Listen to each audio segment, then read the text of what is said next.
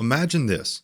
You buy the newest luxury car, post it on social media, and for a moment, you feel a rush of envy winning, admiration winning. But one week later, you're scrolling through your feed again, and you're comparing someone else's car to yours, and the feeling's gone. Meanwhile, your savings account sits idle. What if true wealth isn't that flashy car, the big house, or the viral post, but what you build slowly, day by day, when no one's watching? Today, I want to talk about why wealth is such a long game, what many of us don't realize we're actually doing with our money, and how to shift from that chasing status to building something that lasts and matters. Let's go. Welcome to the Financial Mirror. Where future success is reflected in our knowledge of fixing the one thing we can control, ourselves.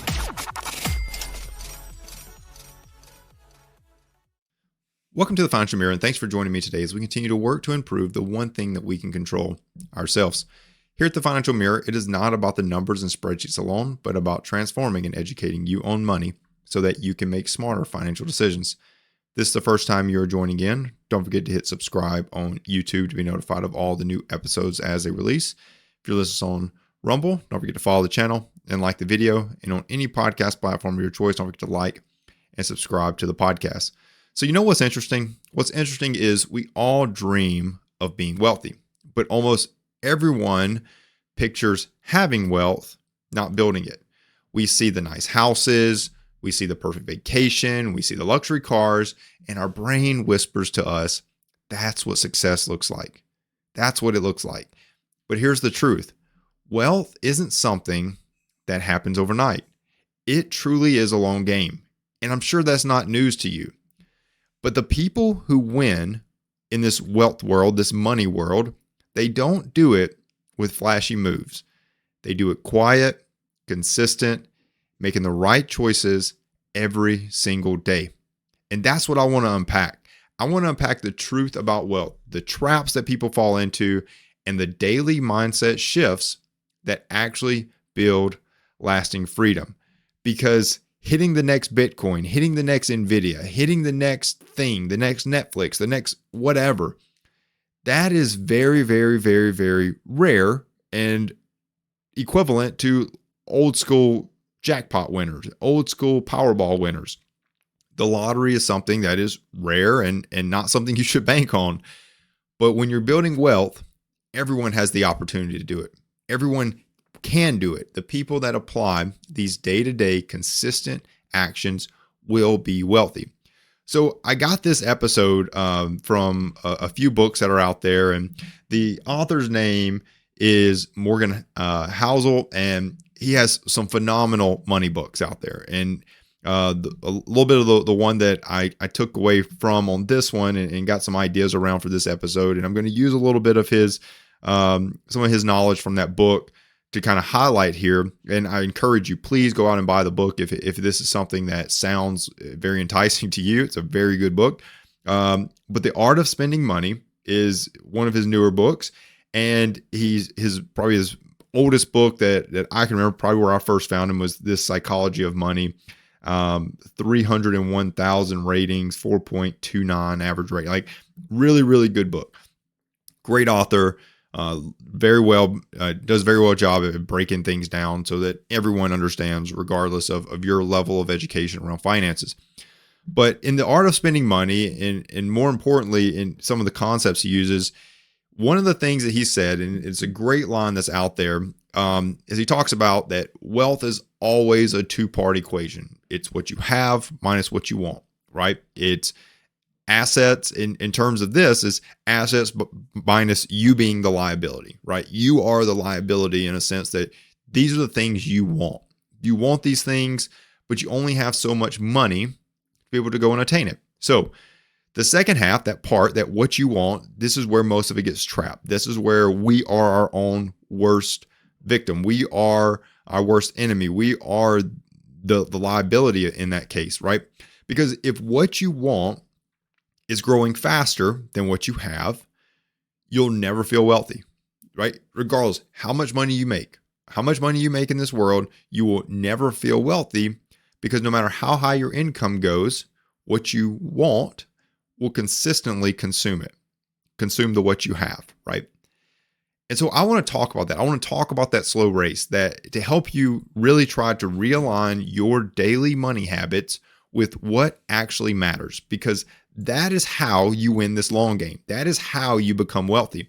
And I'm telling you, the biggest myth in personal finance, probably the biggest myth out there around this whole thing is that it's that personal finance is about speed, that I've got to get there fast. And it's not true. It's not true, but we're surrounded with headlines like, this is how I made $1 million by 30.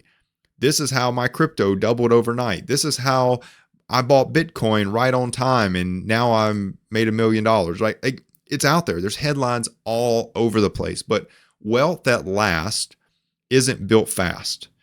And I'm not saying that people go off and blow their money. I'm not.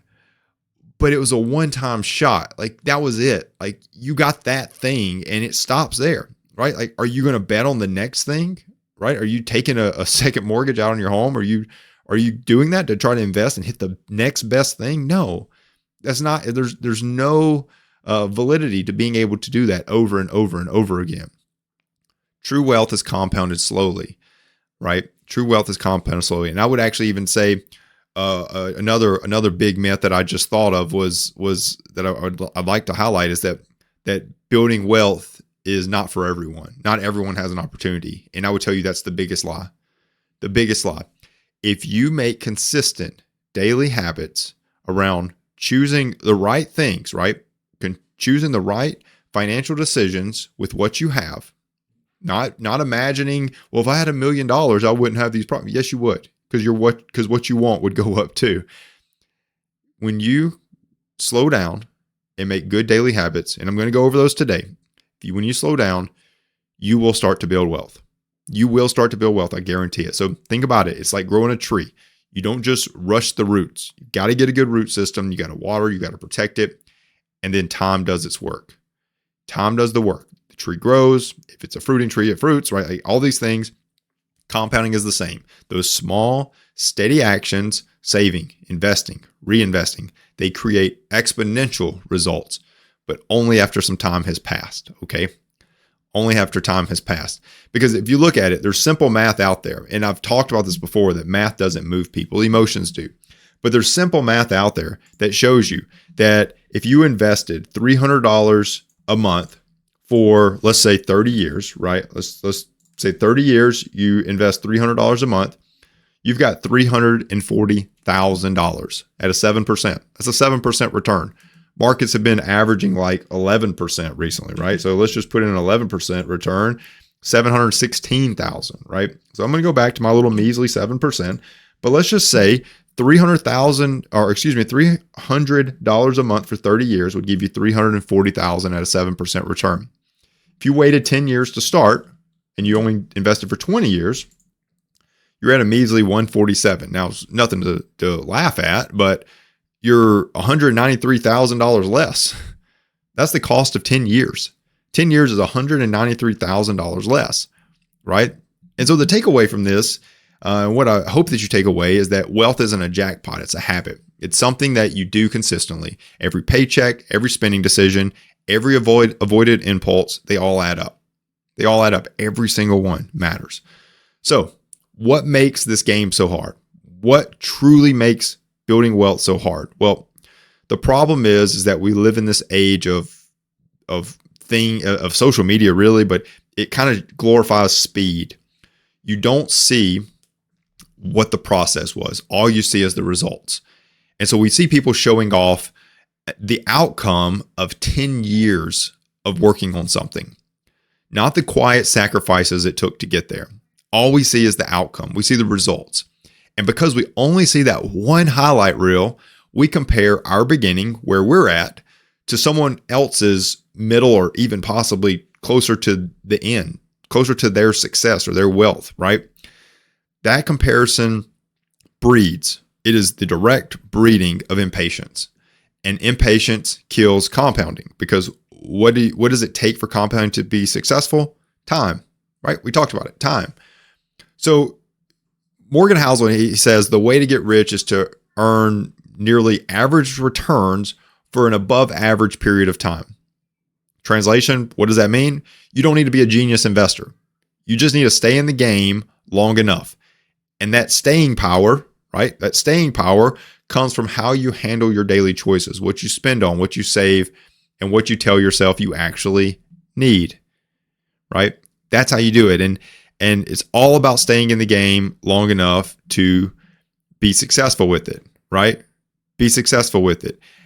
I would tell you that there is some benchmarks out there that lead us to really getting into this trap. But Housel does a great job. And this is where, when I first started thinking about this episode, this is where it came from. This internal versus external benchmarks. When he describes it, he talks about it. And I'm telling you, please go pick up the book, The Art of Spending. The Art of Spending Money. I'm telling you, it's totally worth your time. If you've not read in a while, here's your one to kick you off. It's a great one. But this internal versus external benchmarks is a concept that it really resonated with me because of the fact that it touches on root cause. And it's where money psychology gets personal and powerful. It really does, because sometimes it's not that we're bad with money, it's that we're chasing the wrong scoreboard, right? So I want to talk about that. I want to talk about this internal versus external benchmarks. Morgan Housel defines it beautifully. And I'm telling you, this is what really drove me to really thinking about this differently. Hear me out here.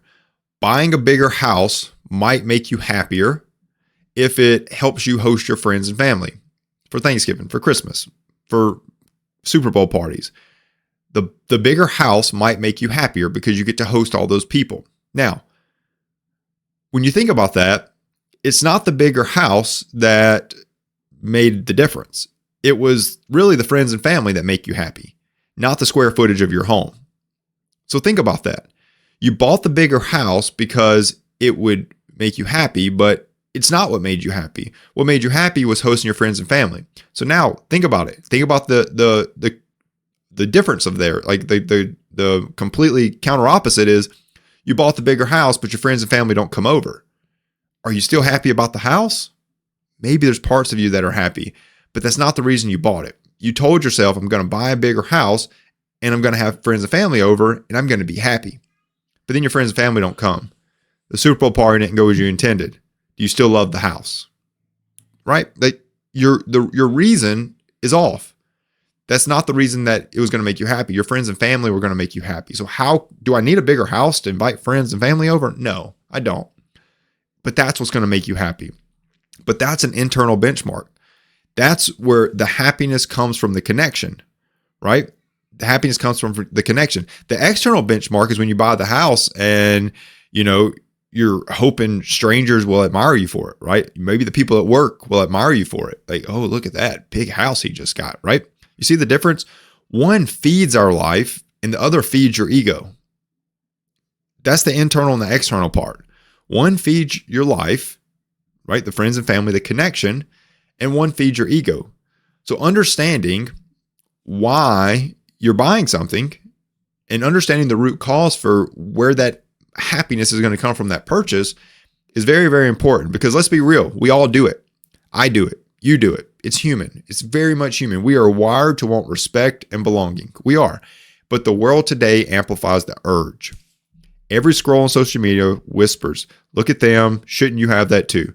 And suddenly our spending isn't about our values. It's about validation. We want validation from others that we're doing good. And the danger of that is that we start measuring happiness by what other people think, not by our own life as it actually feels, right? So here's the reality that Housel points out, is that most strangers aren't paying attention to you. Most strangers are not paying attention to you.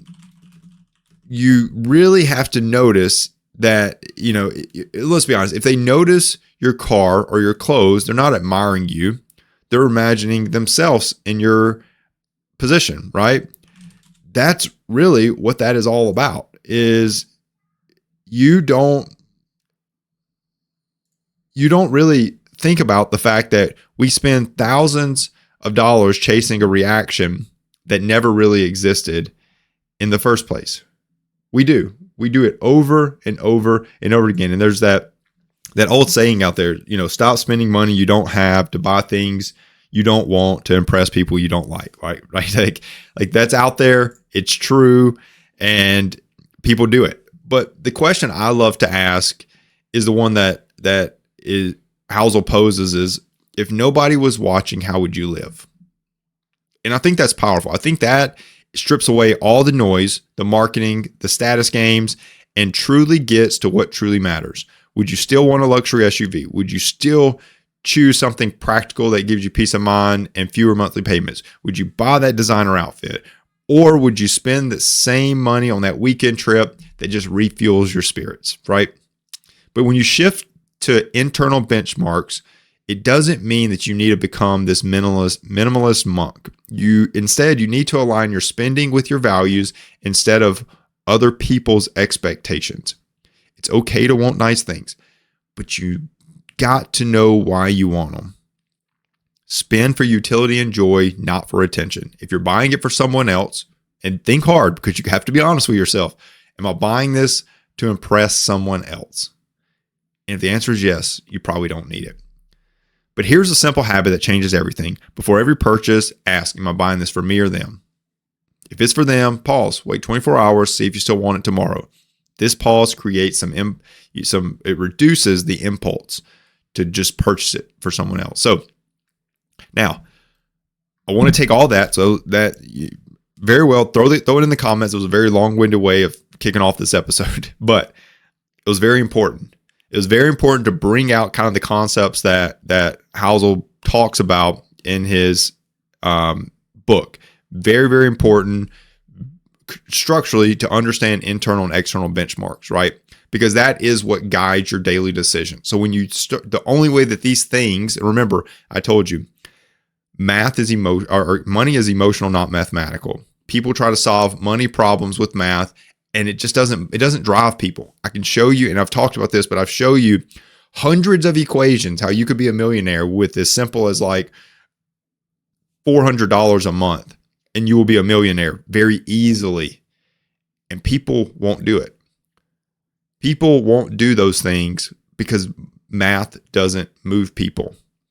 It doesn't. I'm sorry. All my math nerds out there, I'm with you. But it doesn't. It doesn't move people. So how do we turn this mindset, this thing that I set up, how do we turn it into action? Because wealth isn't built by one giant decision. It's built by thousands of small, boring ones. This is what I'm telling you. If you will do these few little steps, there's 4 little steps. If you'll do them, you will be wealthy. I'm telling you, you will be wealthy. Number 1 is pay yourself first. Pay yourself first. Pay your future self first. This is the easiest wealth hack ever, but it's absolutely the hardest to stick to. You have to treat saving and investing as a bill you owe to yourself. You pay your power bill, you pay your internet, you pay your cell phone. You got to pay yourself. Pay yourself, and you need to automate it before you ever see the money. That's $100 or $200 a month. May not feel like much today, but it compounds and compounds and compounds into huge opportunity later. Every dollar saved buys you freedom to choose, to rest, and to walk away. It does. So pay yourself first. Very, very, very important. Second thing is you need to define your enough. Like, how much is enough? This, the hardest financial skill is knowing when you have enough. I told you that the whole entire concept of wealth was defined by that one small little equation. It's what you have minus what you want. For people to feel wealthy, they need to have their have needs to be greater than their want. Very, very important. But that's what you need to do. You need to define what is that enough, because if your enough keeps moving, you'll always feel behind. You need to find what income, what lifestyle, what level of comfort is enough for you to feel secure. You need to define that. What does that look like? Write it down, name it, And once you know you're enough, every dollar beyond that becomes optional, not something that you have to have. It's not a requirement or mandatory for your life to continue to be secure, right? So that's number 2, define you're enough. Number 3 is you need to use money to buy time and independence. And here's a shift that changes everything. Stop trying to buy things and start buying time. You could always make more money. You can't make more time. Spend money on things that free you up or enrich relationships with others. Outsource chores that drain you. Take a day off to reset. Invest in experiences that connect you with people that you love. Because independence, not luxury, is the ultimate wealth. You need to spend time with people. You need to unlock that independence. And you need to understand that that's very important. It's very important for your long-term happiness to have that connection with others. Doing things that you both enjoy, right? So that's number 3, is use money to buy time and independence. And the last thing is stay boring with investing. The most successful investors out there are the least flashy. They buy these broad-based index funds, these mutual funds, and they stay consistent, and they rarely make headlines because over decades, they win. They win. The constant traders chasing excitement often lose to simple patience. Remember, it's better to be consistently average than occasionally brilliant. It goes back to, did you hit the last Bitcoin? Sure. Cool. Excellent. What are you doing now? What's your next thing, right? You can't be occasionally brilliant. You need to be consistently average. Wealth will grow quietly, and that's the point. So the whole point of building wealth is to let it be quiet. It's that quiet freedom of knowing you're secure, not the loudness of showing it. And I'm telling you, for number 4, that stay boring with investing, I did an episode down here, Beginner's Guide to Stock Investing. I would tell you, go watch that episode if you're unsure of how to get started investing. Step by step, it walks you through how to get started investing. And if you'll follow those, you will go on and you will get started investing and get money in the market. It may be $5, it may be $10, it may be $500, but you'll start getting money in the market and you'll start building wealth. Okay. So that's the mindset and the habits. But here's the catch. Even with those habits, there's some traps that you need to be aware of. And there's 3 traps I want to tell you of: FOMO, status-driven spending, and short-term gratification. FOMO is the easiest one, right? It's fear of missing out, and it's the biggest trap of all. It is, you'll see someone doubling their income, buying crypto, flipping real estate, posting another success story online, and suddenly your steady plan feels boring. You will think, maybe I'm missing the next big thing, and all of a sudden, you will possibly make a decision that takes you away from that long-term plan, that long-term game. Because here's the thing. Jimmy Carr said this once, but everyone is jealous of what you've got. No one is jealous of how you got it. No one saw the stress, the risk, or the sleepless nights to get you to where you're at. And I'm specifically talking about that social media person that showed you this new luxury life that they have. Everyone's jealous of what you've got. No one's jealous of how you got it. The antidote of FOMO is focus. You've got to focus on your plan, your timeline, your definition of enough, your definition of wealth. The goal isn't to get rich fast, it's to stay rich for a long time. Okay? So remember that. FOMO, the biggest thing is to do for fear of missing out is focus. Focus on your plan. The second trap was status spending. You've got to kill that endless urge to prove that we're doing well. You've got to kill it. You've got to get rid of that thing where it says, I'm just going to buy things because I want to show that I'm doing well. The new car, the upgraded house, the restaurant flexes, all those things, we tell ourselves, I earned it. And maybe you did. But status spending is a treadmill. You'll sprint faster and never arrive. It's the way it goes. It's the way it goes. So remember that. Get over it. 9 times out of 10, the answer to the question, if nobody ever sees this, would I still want it? That'll expose if it's really valuable. Ask yourself that. If nobody would ever see this, would I still want it? If the answer is no, forget about it, right? Forget about it. And the last thing that I would tell you is short-term gratification. And it's that pull to enjoy now and just deal with the consequences later. This is not just about spending, it's about attention, right? We crave quick wins and fast results, but true wealth pays over time. You can't microwave compounding, right? You can't do it. So when you're tempted to spend impulsively or bail on that boring investment strategy, ask yourself, will I regret this decision in a year, maybe 5 years? And if the answer is yes, pause. Don't do whatever that decision is, don't do it. It's truly not worth it, because building wealth is 80% behavior, 20% math. Master your behavior and the math will take care of itself. I guarantee it. So I hope you got something out of this. I hope that you were able to get something away and walk away with this. If nobody was watching, how would I live? If nobody was watching, how would I live? Because that's the question Morgan Housel asked, and it's the one that I want you to carry after this episode. Because the moment you stop chasing attention and you start building intention, your relationship with money will change forever. You'll stop spending money for that external validation. You'll start doing it because these are things that actually will improve the happiness of my life, right? So I hope this episode helped you rethink money. If so, I tell you, go out, get started investing, get focused around those things that you need to do to build wealth, paying yourself first, using that money to buy time and independence, staying boring with that investment strategy. All those things are things you can start doing today. So I hope you got something out of this. And if you did, leave a comment, like the video, share it with someone that you think that may be able to benefit from it. Until next week, continue improving the one thing you can control, yourself. Peace. Well, that wraps up today's Financial Mirror.